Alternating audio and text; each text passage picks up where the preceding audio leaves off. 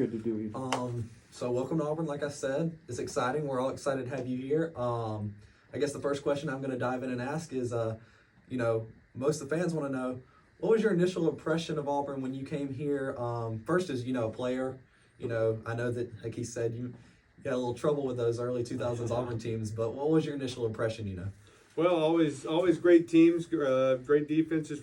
Reggie Torbor was a defensive end who sat me a bunch of times. Eventually became a Giants teammate of mine. But actually, my first, now I think about it, I think my first SEC game was against Auburn on the road. So I'd played a couple, Murray States and easy teams, and all of a sudden you came to Auburn for my first SEC game. And I was like, all right, this is a little different. The hits are a little bsome bigger.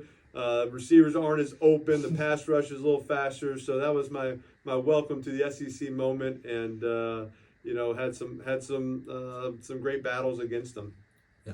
So, like you said, tough SEC environment. It was the first one you got to experience. Where would you say that falls among the other SEC road environments that you handled throughout your years at Ole Miss? Yeah, I mean, I think that's the unique thing about the SEC. I mean, each stadium is kind of like it just it's always going to be loud. It's always packed with 90,000 plus, and it's just it's impressive. And so you just going into every SEC game, if you're not prepared, if you're not ready to handle the noise, the atmosphere, the environment, great players, a great game plan, then not only will you lose, you get embarrassed. And so just felt like every time we played Auburn, you just knew it was going to be a battle. So knew it was going to be one of these tight games, and you just were kind of hoping you had a chance in the fourth quarter where you could get a little 2-minute drive or make a couple plays or get a big stop and that's kind of the way it worked in all those games that we played Auburn. Yeah. And like you said, there's been a ton of teams that have come in here and may have had a lot more talent, but they've just struggled. Like you said, you just got to get to the fourth quarter.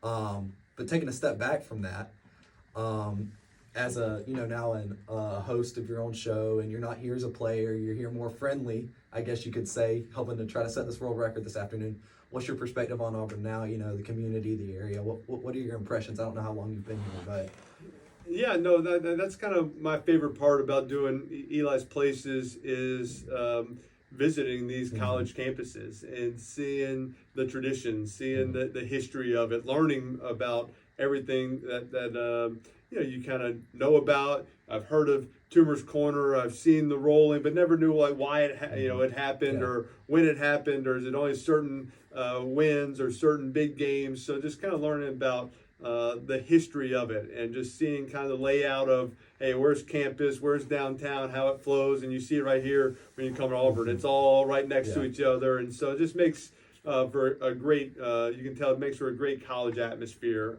whether you're an athlete, whether you're just a student. If you're a student and you like going to the sporting events and everything going on campus, it just seems like a great place, and with a lot of history. Yeah.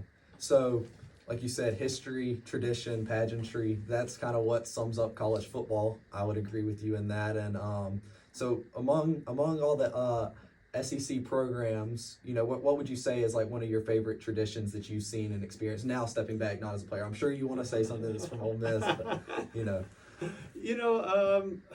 it's been there's so many great ones. You can go to every college town and they have something unique, and they have traditions that have been going on. This year have been to Texas, been to Oklahoma, some new schools in the SEC, but schools that are filled with a lot of traditions. Texas A&M, a lot of traditions that have been going back 40, 50 years, if not longer, and what makes it unique to that college. And I like the fact that they are so very different. It's not like someone's copying something. There's something that happened 50 years ago that started that tradition, or more 70, 80 years ago that, and sometimes the beginning of it is kind of questionable. It's not really quite sure. Yeah. We can't place why we do this, but we do it and we like it, and this is what we do. We're proud of it. So you just see it with the community that they love their school, they love their traditions, and that's what makes it so special to them.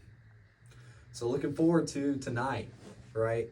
The the attempt at the world record. But what are your expectations for that? The crowd, you know, how many rolls of toilet paper are you aiming to throw? 50, 100? What's your expectations? You know.